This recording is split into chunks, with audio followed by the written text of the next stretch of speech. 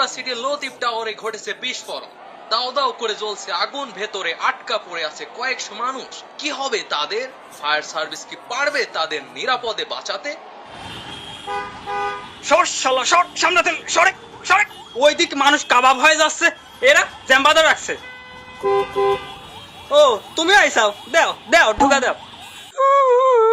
এর বাবা উপরে আটকা পড়েছে, এখন এর বাবা কে হবে? আপনি কি এর বাবা হবেন? টাকা এই আমি এখনো ভাইসি আছি। Mother don't Cry. ওপরে দেখো, আমাদের হিরো আসতেছে।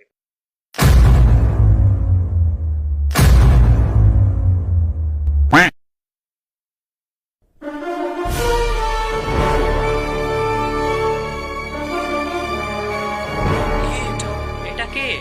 সমন্দির ছেলে।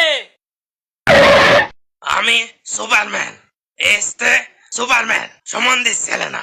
ছেলা বালের দল। যাকগে, আমি আমার কাজ করি।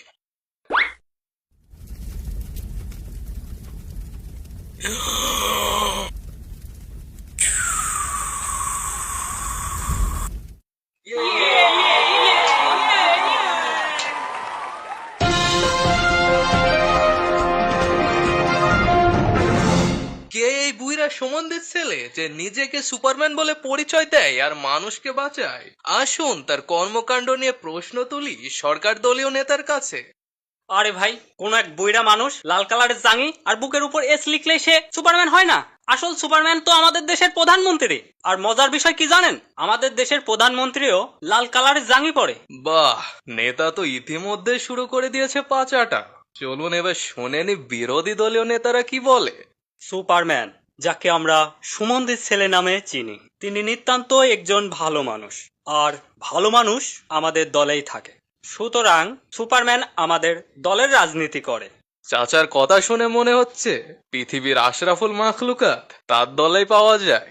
এসব রাজনীতিবিদদের কথা বিচিত তলে রেখে চলুন শুনে আসি সাধারণ মানুষ কি বলে। ভাই রে ভাই, সুমন্দির ছেলে আসার পর থেকে 50 টাকার লাল জাঙি 2000 টাকা হয়ে গেছে। দেশটা কি মগের মূল্য? আরেকটা বেশি চমকানো খবর কি জানেন? লতিফ, এই সুপারম্যানটারে কেমন সেনা সেনা লাগতেছে না? ফটিক দাদা,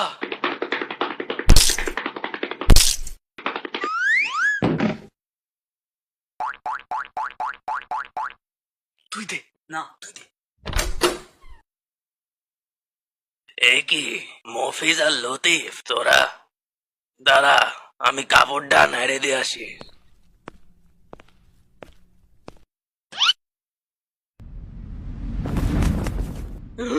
দাদা তুমি? দাদা তুমি? ও, আমি সুপারম্যান। তোরা যখন সত্যিটা জেনেই ফেলেছিস, তাহলে আমার জীবন কাহিনী শোন।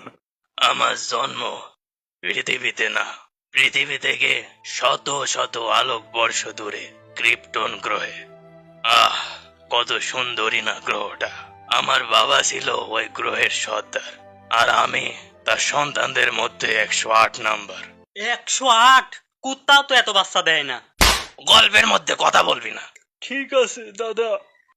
মা, বাবা আর 108 জন ভাই বোন মিলে আমাদের পরিবার খুব হাসি খুশি কাটছিল।